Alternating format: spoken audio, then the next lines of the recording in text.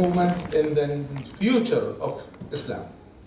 So let's go, and I will talk about, first of all, a few introductions, and then I will talk about the Arab Spring and then the future. So, we are a great nation, and we led civilization for several hundred years. We were the leaders of civilization. And we led humanity.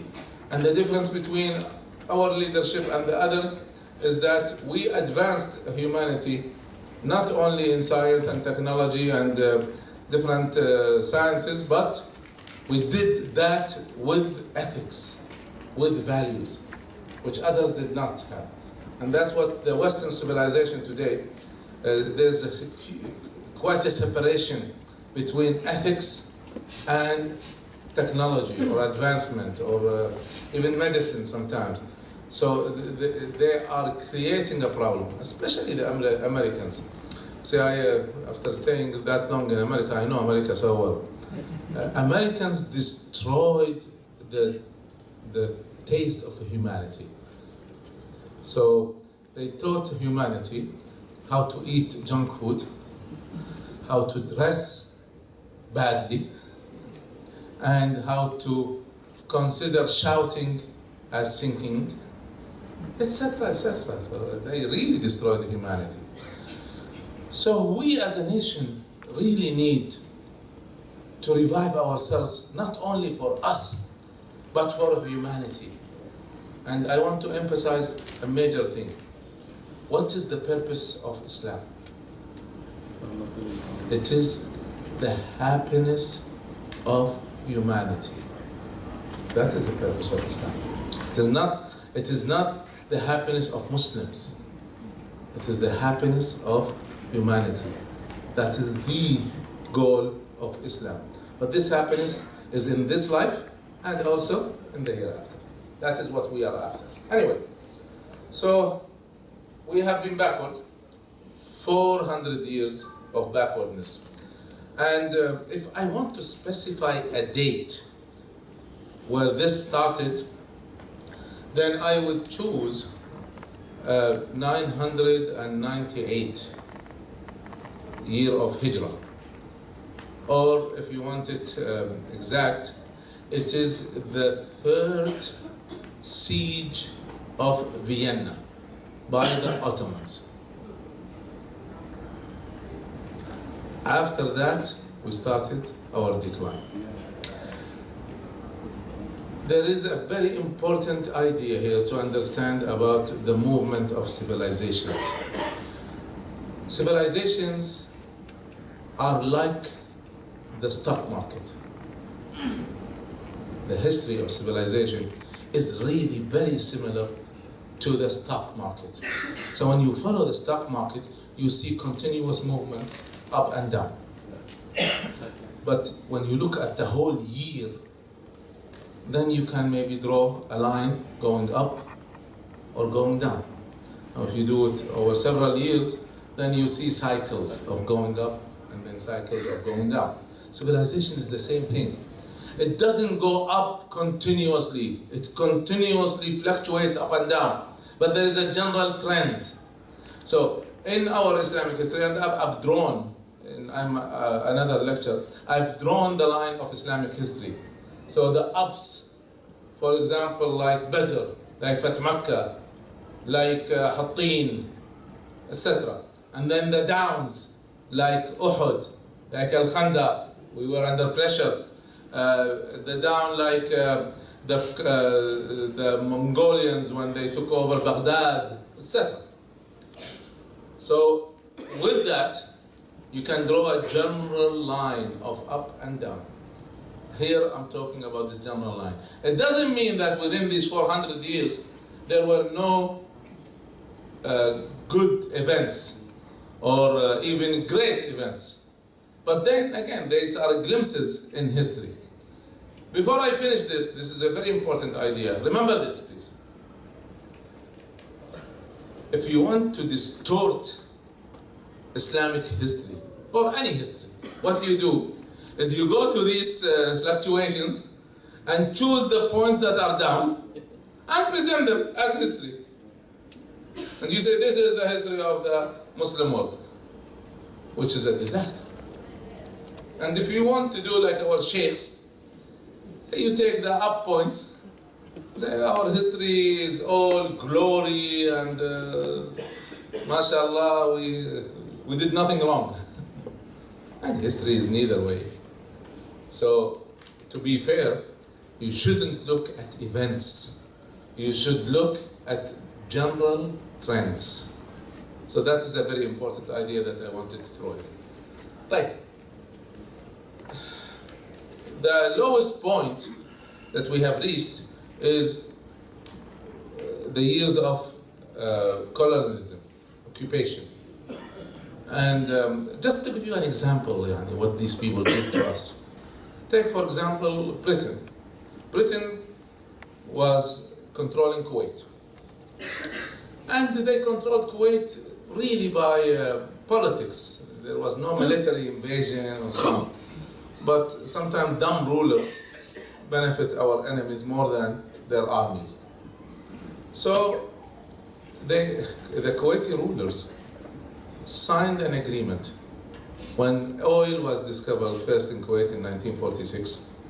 They signed an agreement with Britain that Britain will get 96% of the oil and Kuwait will get 4%.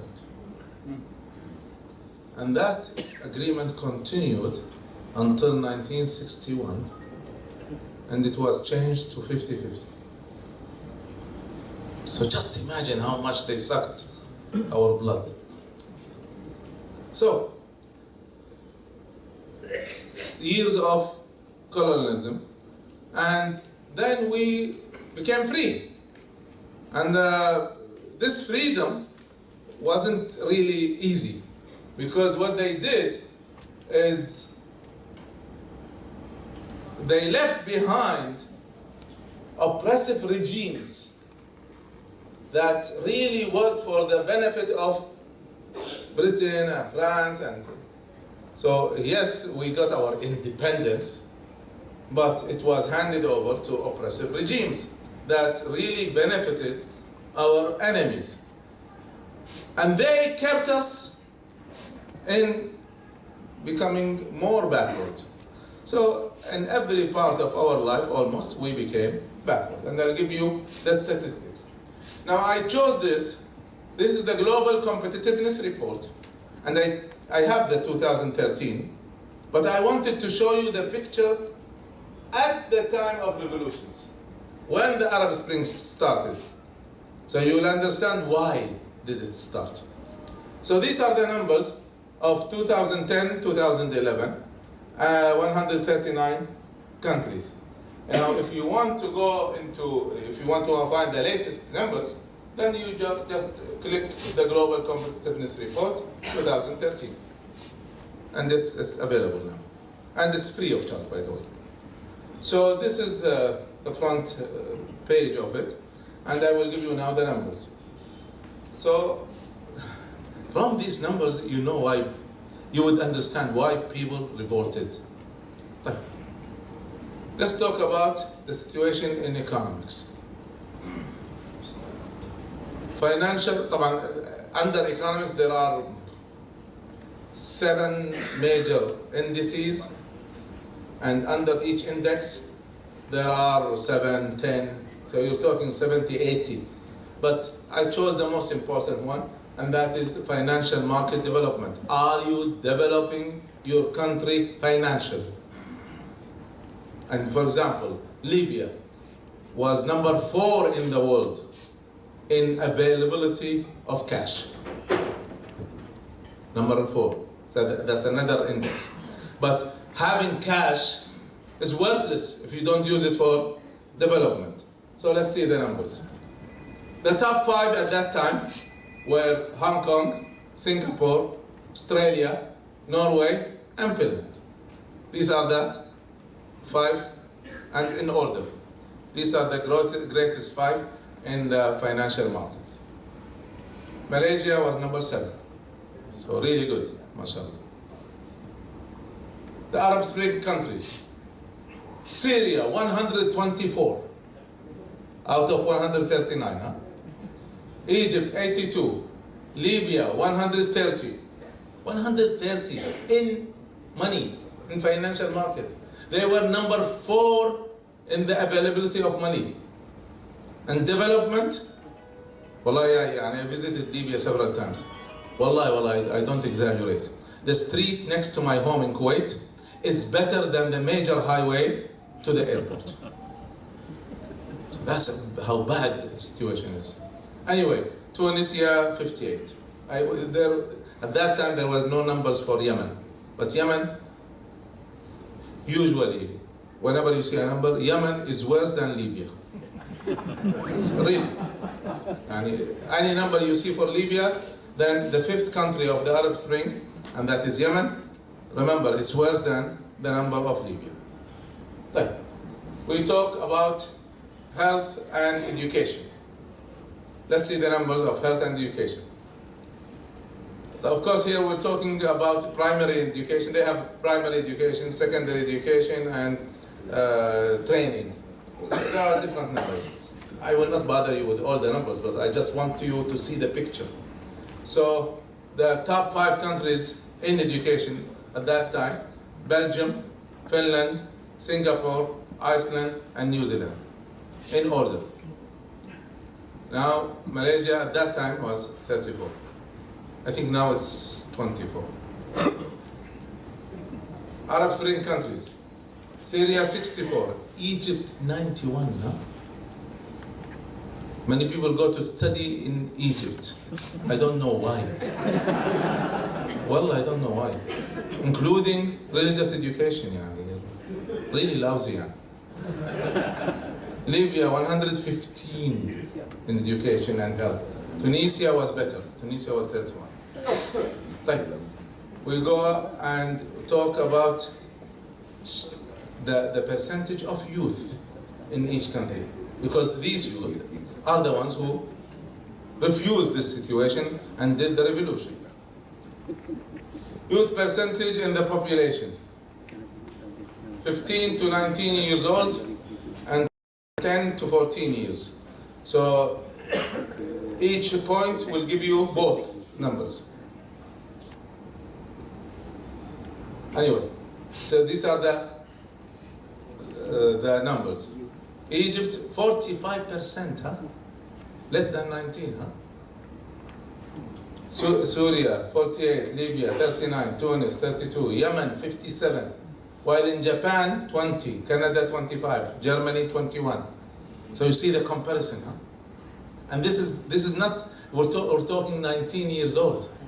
Just imagine if you add up to 25, what will happen? Definitely more than 60%, huh?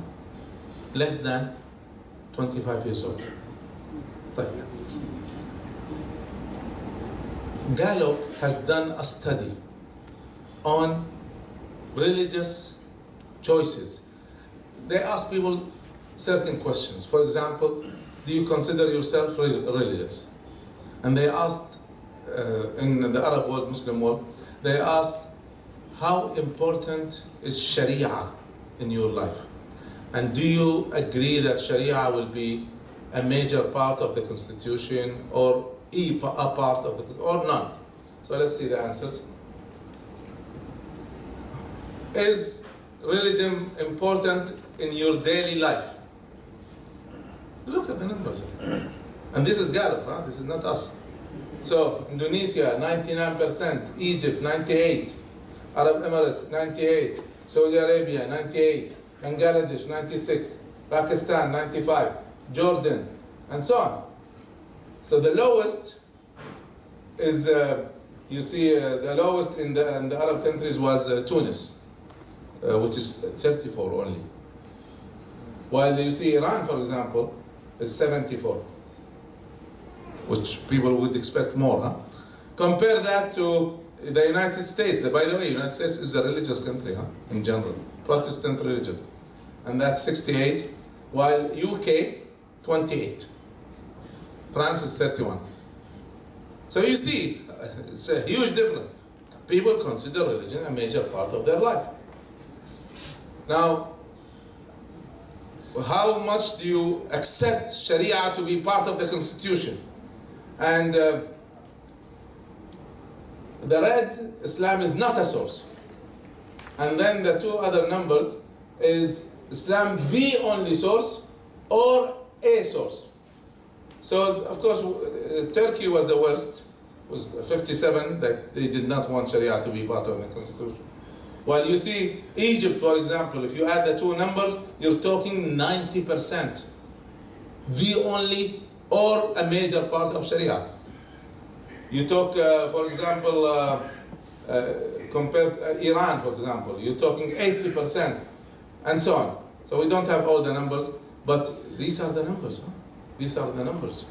So we have the other numbers, and then again it shows that people want Sharia. Now, they, at the end of the report, or at the beginning really of the report, they give you one number for each country, counting everything, including the military, including education, higher education, including research, creativity. So at the end of the day, they give you one number that summarizes where do you stand in competition with the rest of the world. So let's see the numbers at that time. The top 5 were Switzerland, Sweden, Singapore, USA, and Germany in this order. So Singapore, by the way, is always in top in most of the indices. Now, Malaysia, 26. And by the way, it didn't change much since 2008. Huh? It didn't move. Arab Spring countries, Syria, 97. Egypt, 81. Libya, 100. Tunis wasn't bad, by the way. Tunis was in general good. But this is the overall competition. طيب. So that is my introduction. So this is a situation that was boiling. Almost in every part of life there is some major mistakes. Education, health. The only thing that they really spent on was the military. Some numbers on the spending of on the military. For example, Syria spent in the last 3 years before the revolution $5 billion on the military, while they spent less than $500 million on education. India spent $25 billion on the military and defense. Saudi Arabia, $26 billion, more than India, in this expenditure on the military. So the military was doing fine, and they had collected weapons, not used, but it's available for their, to use it against their own people. But they spent so much on the military. And that created what we call the deep state, where the military controlled everything. You just don't imagine.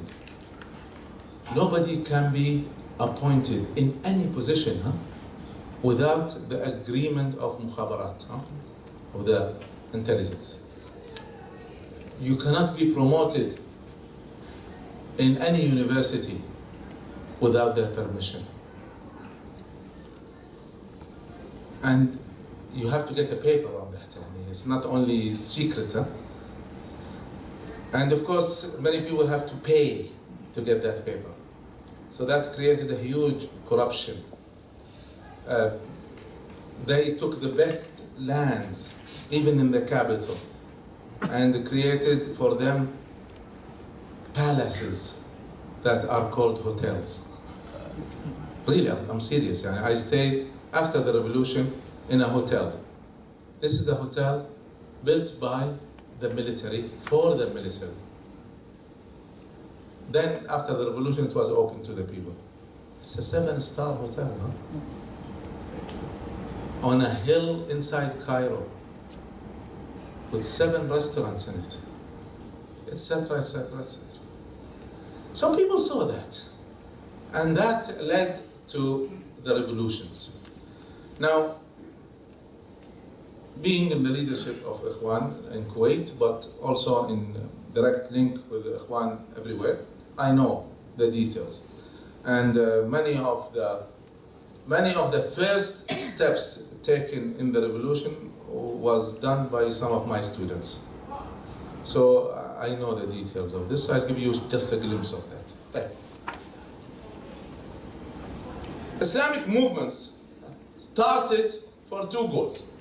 They really have two goals. That's what they want to achieve.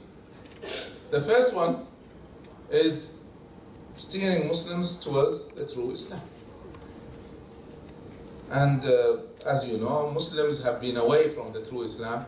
Many Muslims understood Islam as a way to worship Allah subhanahu wa ta'ala, but has nothing to do with politics, for example, which is a wrong idea. So we wanted to steer them back to what is Islam is all about, truly. The second goal of the Islamic movement is to develop the Muslims and Muslim nation so we can be competitive, and not only competitive, we want to lead humanity as soon as possible. And we believe that we can do that. Not only believe that we can do that, we believe that it is granted to us by Allah subhanahu wa ta'ala on the sayings of the Prophet sallallahu alayhi wa sallam that Islam will rule. And في hadith al-Rasul sallallahu alayhi wa sallam, let me give you two hadiths. The first hadith is لا تقوم الساعة حتى لا يبقى بيت مدر ولا وبر إلا دخله الإسلام بعز عزيز أو بذل ذليل عزا يعز الله به الإسلام وأهله وذلا يذل به الكفر وأهله. Which means, Wallahi, the day of judgment shall not happen until each house will have Islam within it. Whether it is a built house or a tent. That's what the Prophet ﷺ says. Even tents. Each house in the world will have Islam within it. Whether it is done because they accepted it, or whether it's done even if they rejected it, it will happen. So that is a very clear hadith. The other clear hadith narrated by Imam Ahmad, and I checked the sanad, etc., and it is a correct hadith. A very strange hadith that the Prophet ﷺ gives us a narration of the future. So he says, تكون النبوة فيكم ما شاء الله لها أن تكون. Prophethood will last among you as long as Allah wishes. ثم يرفعها الله إذا شاء أن يرفعها. Then Allah will take it out whenever He wishes. ثم تكون خلافة على منهاج النبوة. Then khilafah, that follows the path of the Prophet, will lead you as long as Allah wishes. ثم يرفعها الله إذا شاء أن يرفعها. Then Allah shall take it away. ثم يكون ملكا عاضا. After that, you will have dynasties that will last long times. Here we're talking about the Umayyads, the Abbasis, the Ayyubis, the Ottomans. The Prophet was telling us that, dynasties that will last long times. فتكون فيكم ما شاء الله لها أن تكون. They will last as long as Allah wishes. ثم يرفعها الله إذا شاء أن يرفعها. Then Allah will raise it and take it away. ثم يكون ملكا جبريا. Then you will be controlled or led by the military. Al-Jabr means al-Quwwa, and it is a reference to the military in Arabic. So you will be controlled by militaries. And if you look at the Arab world especially, and even most of the Muslim world, you will see the background of those who are leading is a military background. Mubarak was from the military, Gaddafi was from the military, Zain al-Abidin was military, Ali Abdullah Saleh was military, Hafid al-Assad, the father of Bashar, was military. So clearly the military is rule. ثم يرفعها الله إذا شاء أن يرفعها. Then Allah will take it away whenever He wishes. And then the Prophet ﷺ said very strange thing. He said, ثم تكون خلافة على منهاج النبوة. Then a khilafah that follows the path of the Prophet will come back. After the military, that's what we will get. ثم سكت صلى الله عليه وسلم, and then he stopped. So, we have the ambition, we are working towards that, and we have the promise that we truly believe in. The Islamic movement, especially Al-Ikhwan, had three major trends that characterized them. The first trend is you will see Ikhwan in the middle between the first group. I'm talking about the different groups. The first group is those who are strict politically or strict religiously. So the Salafis were strict religiously, and the jihadists were strict politically and Islamically. So if you haven't met them, I have the chance to meet them, including Osama bin Laden, and I know them. So these are people who have very little knowledge, truly, very little knowledge, and strict understanding of Islam. And they believe that the only solution is force. So this is how they think. Of course, some of them believe that elections is haram, the parliament is haram, etc. Democracy itself is haram. So this is a trend, not large, but certainly there. The second trend is those who are very lenient politically or Islamically. So you see, for example, some of them, in the name of Islam, accepting the rule of Israel, asking for moderation with Israel, being against the intifada of the Palestinians. You see some of them, when the ships Marmara wanted to go to relieve the Palestinians from the siege, and Israel bombed them, some Islamic leaders approved of that. So this is the right of Israel. So you are intervening with their own system. So it is okay to be punished. Wallahi, yani, among those who publicly said that is Fathallah Golan, for example. So you see so many strange views in the name of being moderate or lenient, etc. You see people that really made Islam so diluted that there is no taste almost there. And you see some of the Sufis, for example, when Sufis are very strict on religious issues, but when it comes to politics, they will approve of Gaddafi. Wallahi, you'll be surprised. I was once given a call by a young Salafi man from Saudi Arabia, and he insisted to meet me. So I gave him an appointment. He came from Saudi Arabia to Kuwait. What was he talking about? He was talking about Al-Shaheed Al-Gaddafi. Wallahi, I'm not talking same things I read. He was talking Al-Shaheed Al-Gaddafi. So you see, when it comes to politics, no no understanding, no logic, accepting the rule of dictators.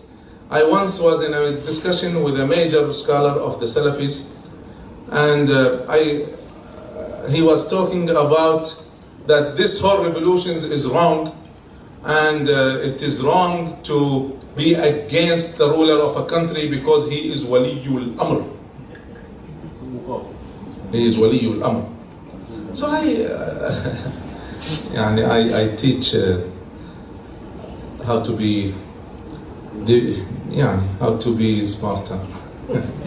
So I decided to play with him.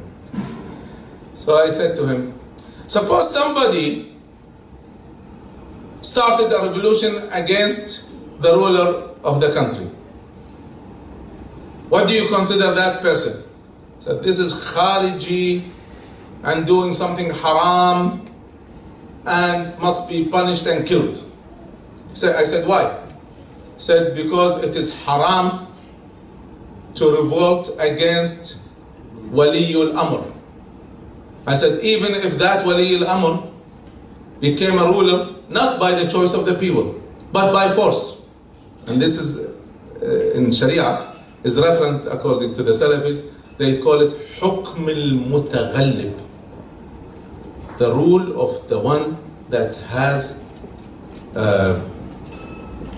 gotten in power by force. So he said, yes, even that we must obey, otherwise there will be fitna.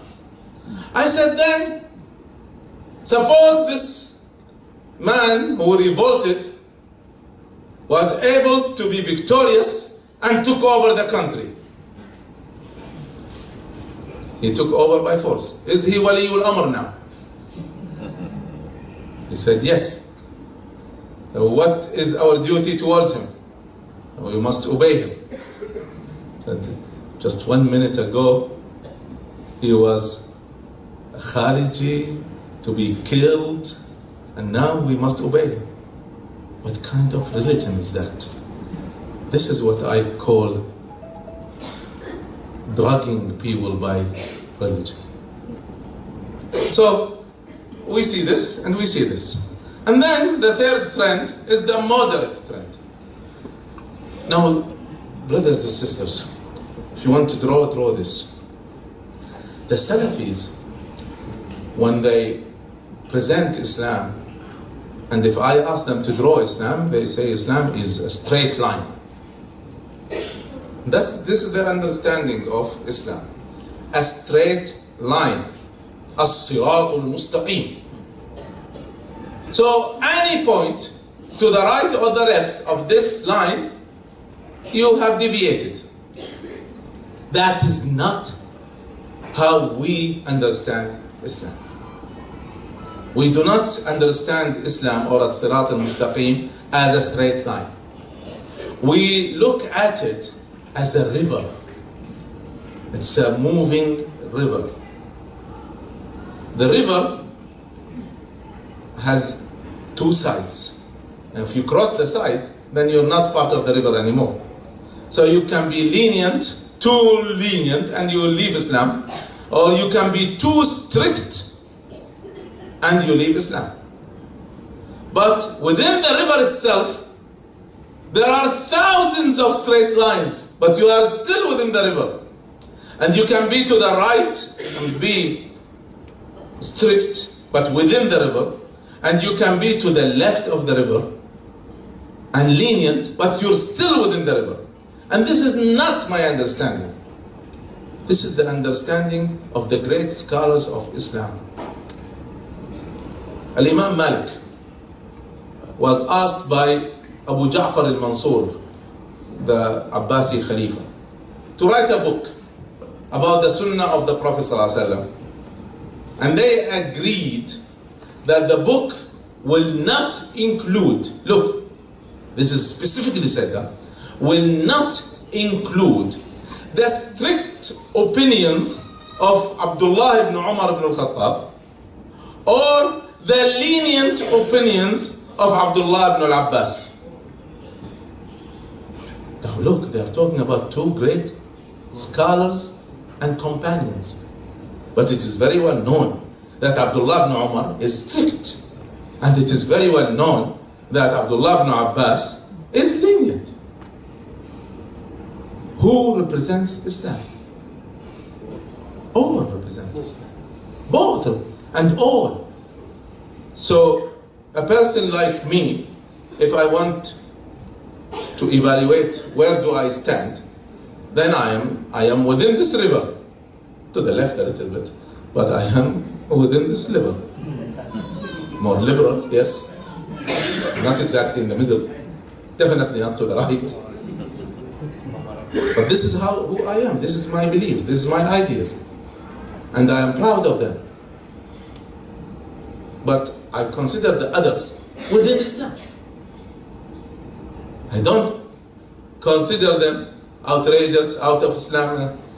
So if you look at Islam as a line, then you quickly move into judging people. This is not Muslim, this is kafir, this is murtad, etc. Because of your understanding that it is a line. And any point outside the line, you're out. While if you see it as a river, then you will see all within Islam. Not only that, it's a river, it's not a lake. Which means that it moves continuously. Which means that we need new laws all the time. Because situations change. If it's a lake, it's fixed. Islam is not fixed. The ruling of Islam is not fixed. As long as there are new human needs, then we will need new answers. So we cannot say cloning is haram. Because the way those who say cloning is haram think is the easiest thing is to say haram. See, I was in a discussion by the Supreme Council of Miracles in the Quran. And in that meeting, Zaghlul al-Najjar and Abdullah al-Muslih and Abdul Majid al-Zanadani and others were attending. So, of us. So they brought the issue of cloning. So they started to say haram, haram. So when it reached me, I stopped and said, Wallahi, I want to ask a question. You know, Abdul Majid al-Zandani, the brother from Yemen, is one of the greatest scholars. And he is the one who started this movement into the miracles of the Quran, scientific miracles of the Quran. Anyway, so I said, wait a minute. If cloning can get me a person like Abdul Majid al-Zanadani, is it haram? I was forcing them to think. Don't just say haram. So as long as there are new issues, it's a river moving. We need new answers. And we cannot say the scholars of the past have answered everything. No, they did not answer everything. Because there are new issues. You go into economics, and you go into asset management, and you suddenly see derivatives. What is that? Or short selling, etc. What is that? So you cannot say anything that I don't know is haram. It doesn't work that way. So you have to move with the river without crossing the sides of the river. That is what the Islamic moderate movement is about. So this is the general understanding on how do we understand Islam. Now, because of that, let me present the most important ideologies of the moderate Islamic movement, especially Al-Ikhwan. But we are not the only ones who believe in this. There are many, by the way, who are not Ikhwan. And they have their own groups, some of them, not only individuals that have these ideas. So let's take them. First, I want to talk about some religious ideas. Understanding Deen, understanding Islam itself. We believe that Islamic ideology is the truth. There is no play with that. And it is what humanity needs. So we are not playing around with this in the name of moderation. And we don't give excuses to say that. We truly believe in this. And we will face anyone. So I remember in 1992, I was giving a lecture in George Washington University, and it was a lecture to the political department, students in the political department. And I was speaking in behalf of the Islamic movement. And I said, look, we, the moderate Islamic movement, this is in 1992, we will govern the Middle East, whether you like it or not. You have no choice, because we will govern the Middle East. And I have a proposal for you. Let us shake hands now and discuss what we can do together and stop our wars against each other. And believe me, take our hands now, because we're weak. And you'll get a lot. If you wait, we will become strong. And probably we will slap your hand at that time. This is in 1992. In 2009, I was in a delegation to Germany. These stories are very important. I was in a delegation in Germany, and we met with SAP, which is the think tank for the government and the parliament. And it's part of the intelligence of Germany. So we met with them, and their leader, their manager, speaks 7 languages. Among them is Arabic fluently. So we had a discussion on many issues, and then the brothers with me represented the Islamic Development Bank, Ministry of Awqaf in Kuwait, etc. So when it came my turn, I said, look, these people, they talk on official representation. So they are limited in what they can say and what they don't. I do not represent any official. I represent the Islamic movement. And I tell you, we will govern the Middle East sooner than you think. So let's work together now. So he laughed and whispered in the ear of his assistant. So his assistant left, and he started to talk. A few minutes later, the assistant came back with a booklet, and he gave it to me. He said, take a look at this and keep it. And I have it. What does this booklet say? The think tank, major think tanks in Germany, after studying the Middle East 2009, have decided that the Middle East will be governed by the Muslim movement. And we must deal with them as soon as possible. And I have a copy of that. And then I got copies about their stand on Hamas, stand on Iran, etc. And these people think logically, by the way. So anyway, we are not apologetic about what we say. This is the truth. We have the truth. And we believe it's the best. And we will spread it. And we will govern the world with it, whether you like it or not. Because that's what humanity needs. We believe that in faith and in fiqh, we are moderate. So, for example, let me give you some ideas here. And this is very important in understanding faith. There are 2 kinds of people. Muslims and what? Muslims and what? Not kafir. Not kafir. Muslims and not Muslims. Okay? This is a big mistake that people do when they say Muslims and kafirs. No. It's Muslims and non-Muslims. Now the Muslims are 2 major kinds. What's the difference between Muslims and non-Muslims? Muslims say, Ashhadu an la ilaha illallah wa ashhadu anna Muhammad Rasulullah. Non-Muslims did not say it. That's the only difference. Huh?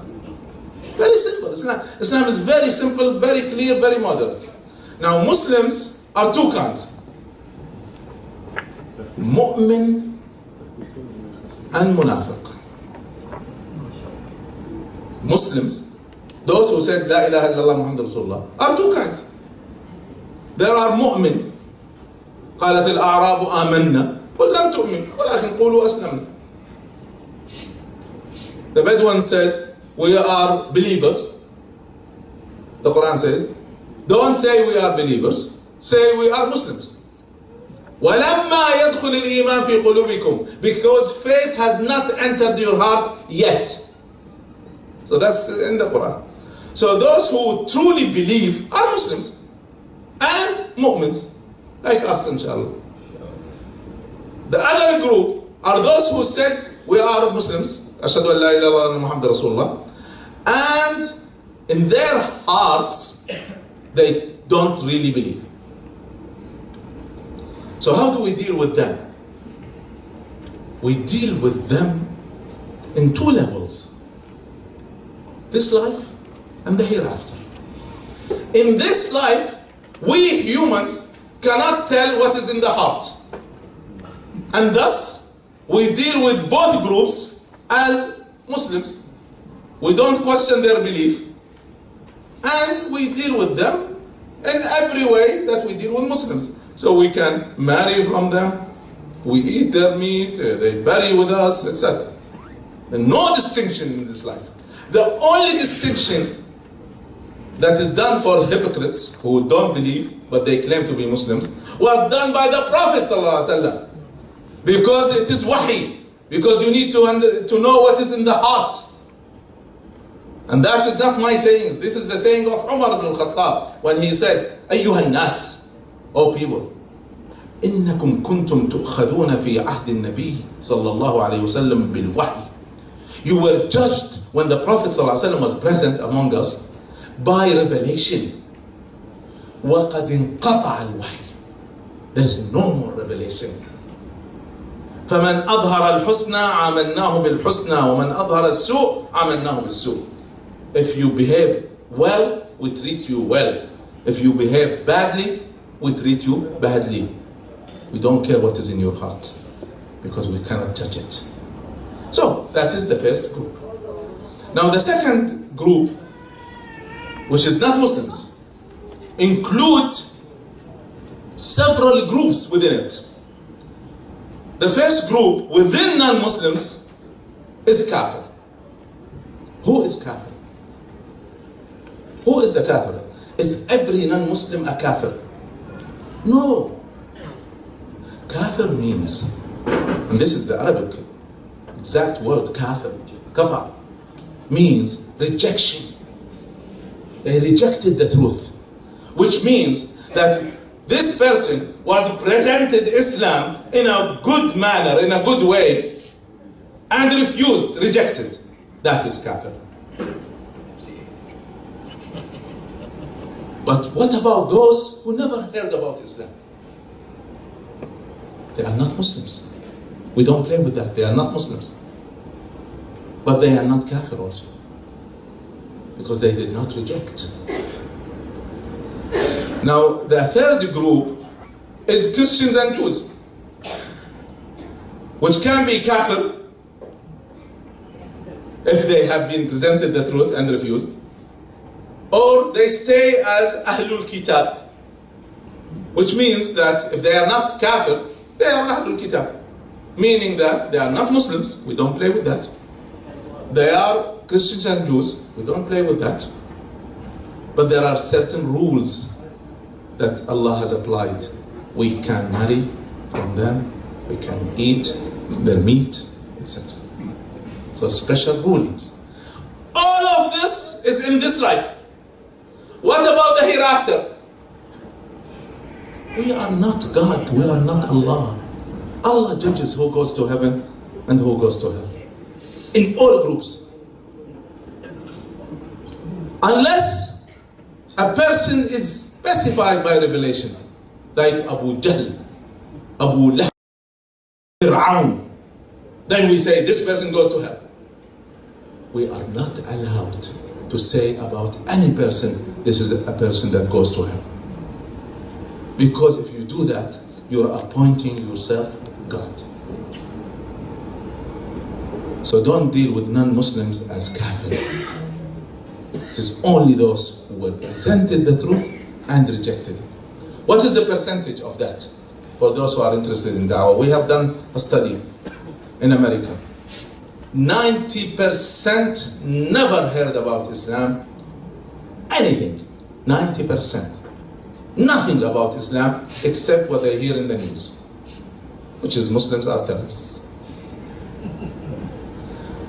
8% were presented Islam from a book or from a person that is done in a wrong way, like a Christian presenting them Islam, or a book written by Christians, not Muslims. 8%. Only 2% heard about Islam from Muslims. Now, whether this Muslim is a good Muslim or not, whether they understand Islam or not, they're all included in the 2%. So how can you say about the others, they go to hell? Allah subhanahu wa ta'ala, you cannot take some verses and leave the others. Allah subhanahu wa ta'ala says, إِنَّ اللَّهَ لَا يَغْفِرُ أَن يُشْرَكَ بِهِ وَيَغْفِرُ مَا دُونَ ذَلِكَ لِمَن يَشَاءُ. Allah does not forgive taking partners with Him, but He will forgive anything lower than that. But at the same time, there is another verse. You cannot take one verse and leave the others. The other verse says, وَمَا كُنَّا مُعَذِّبِينَ حَتَّى نَبْعَثَ رَسُولًا. We will not punish anyone until we send the messenger. So if they have not heard about the messenger, how could they be punished? So these are some of our beliefs. And on fiqh matters, also, we understand the following on fiqh. First of all, fiqh is not aqidah. So no matter how much we differ on fiqh, it's not a big issue. We can accept each other on matters of fiqh, no matter how deep they are. And our great scholars have taught that. For example, Imam Shafi'i prays in a certain way.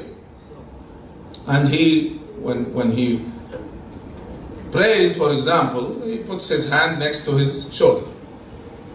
While in the Hanafi school, when they pray, they raise their hands to their ears. So one day, Imam Shafi'i and Imam Abu Hanifa were praying together behind an imam. So Shafi'i will raise their hands with almost all takbir. Hanafi, they raise their hands only with the first takbir. But they never raise their hands after that. With Allahu Akbar, they never raise their hands. This is the original ruling of the both schools. So they were praying next to each other. So after the prayer, Abu Hanifa turned to Imam Shafi'i and he said, I thought you were going to fly from the times you have flapped your wings. So Imam Shafi'i said, I thought you flew at the first time. It was so high. So they laughed as much as you laughed. Even more than that, Abu Hanifa died. Imam Shafi'i visited the masjid where Abu Hanifa was buried. He was buried in a masjid. So he prayed. When Shafi'i prayed in the masjid of Abu Hanifa, he prayed exactly like Abu Hanifa was praying. And his students were surprised. So when he finished, they asked him, you didn't teach us this way. He said, I know. This is the way of the Hanafis. So why do you do it? He said, out of respect to this great man. This is how we look at fiqh. We look at fiqh, inshallah. We look at fiqh from moderate point of view. The fiqh of Shia. We have no problem with that. It's fiqh, it's not aqeedah. You talk about certain issues that these are major issues like Zawajul Mut'a in the Shia. By the way, Abdullah ibn Abbas has this opinion in the Sunnah that Zawajul Mut'a is okay. So we don't deal with fiqh as much as an issue of aqidah.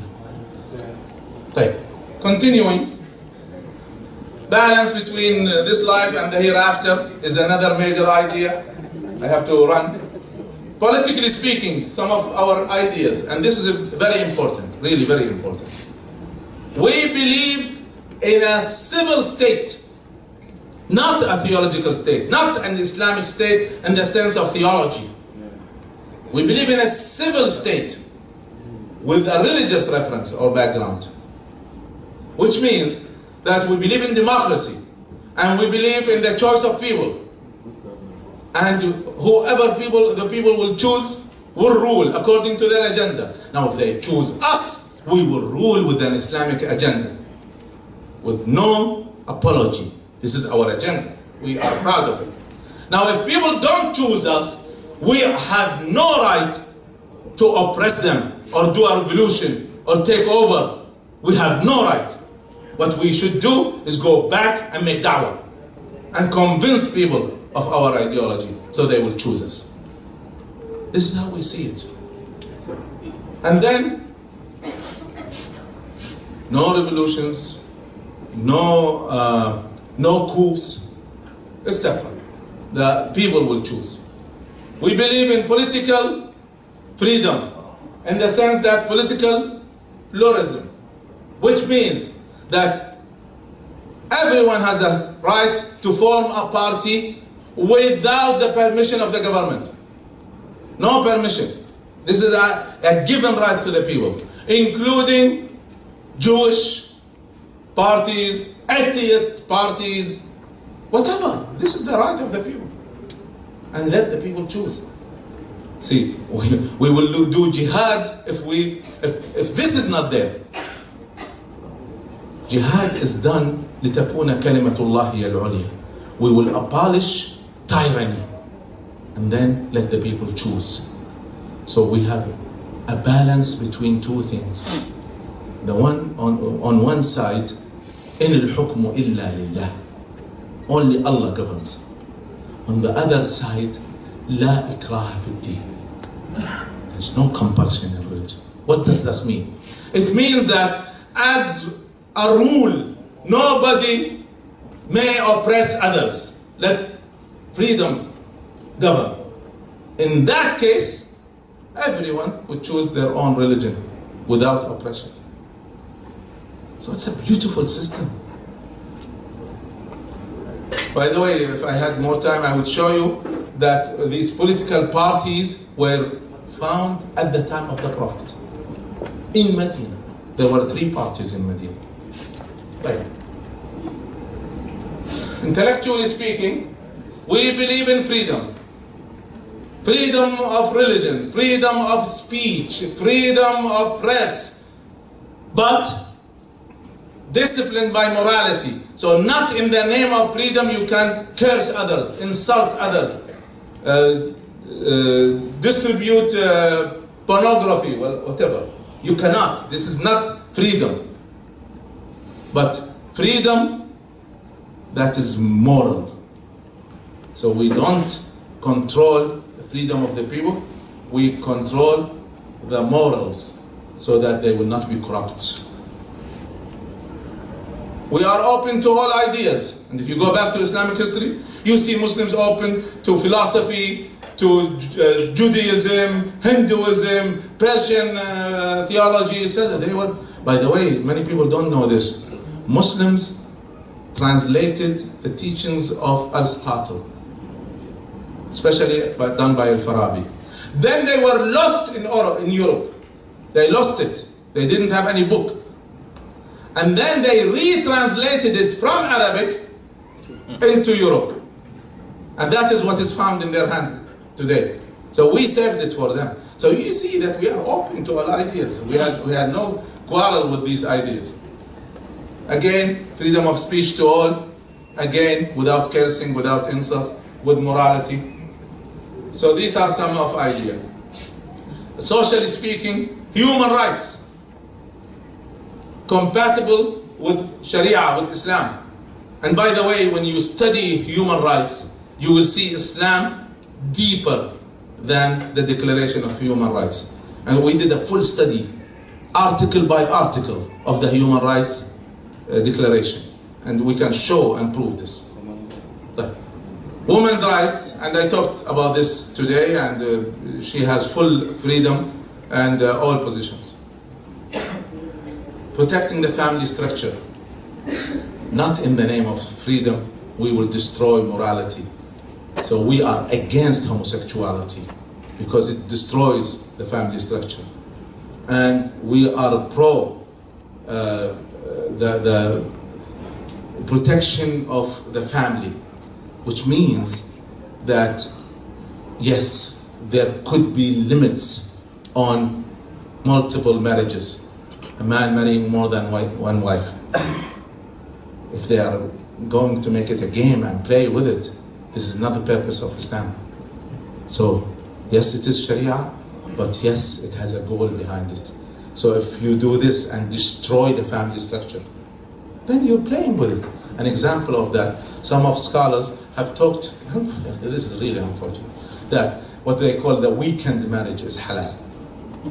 What is a weekend marriage? A man marries another woman in another city, and he goes and visits her only on weekends, without the knowledge of his first wife. And they said, this is marriage. I mean, there was an acceptance, there was dowry, there is the guardian, legal guardian, so it is correct. It is not correct. This is cheating. This is cheating. Yes, there are laws, but there are ethics which are higher than laws. So if laws contradict ethics, you don't do the law. This is wrong. Unfortunately, today, fiqh is presented without ethics. You take a book of fiqh, there's no ethics. Islam never did that. Islam always linked laws with two things, with aqidah. Read the Quran and you'll see. You see a surah like Surah Al-Talaq, divorce. A short surah, 1.5 pages. In this surah, Allah mentions at-taqwa 4 times. Read a full chapter on divorce in any fiqh book, you see nothing about taqwa. Islam is different. It is not what is presented to us. Right. So I end with 2 things. First of all, currently, these ideas really was an attraction to the young generation. And remember, we're talking 60%. Yes, of course, many of the older generation, including some in the leadership of Ikhwan, rejected these ideas. That is true. But again, the general masses, the general youth accepted that. And that was a major attraction. Why did they join or supported the Islamic movement? In Egypt, before the coup, there were 5 votes, 5 public votes on the parliament, on the presidency, on the constitution, etc. 5 votes. In every one of them, Al-Ikhwan won. So they could not stop it except by a coup. It is the choice of the people. Another reason that our ideas spread and our work spread is that Al-Ikhwan especially and the moderate movements had a huge work on the social and relief fronts. You talk the Ikhwan who are physicians in Egypt or etc., you see huge work. Right. Then, with all of this, these oppressed people, listen, wallahi, this is the truth. We did not start the revolutions. We did not plan it. We did not start it. It started without any movement behind it. It's the people who did it. An example of that, the revolution in Egypt was on the 25th of January. The first declaration of Ikhwan to join it was on the 28th of January. And this is history. So we did not start it. It is the people that started, especially the young people. And by the way, the call for the 25th was done on Facebook. So then we joined and we participated. Then when people were free from this oppression and these dictators, they chose us every time, in every country. In Tunis, in Yemen, in Libya, and they always chose the Islamic movement because they knew our moderate ideas. They knew us, of course, as persons from TV, etc. Satellite did wonders for us. So they know. But more important, they have seen us help the poor and the needy and the oppressed and the intifada, etc. They have seen that.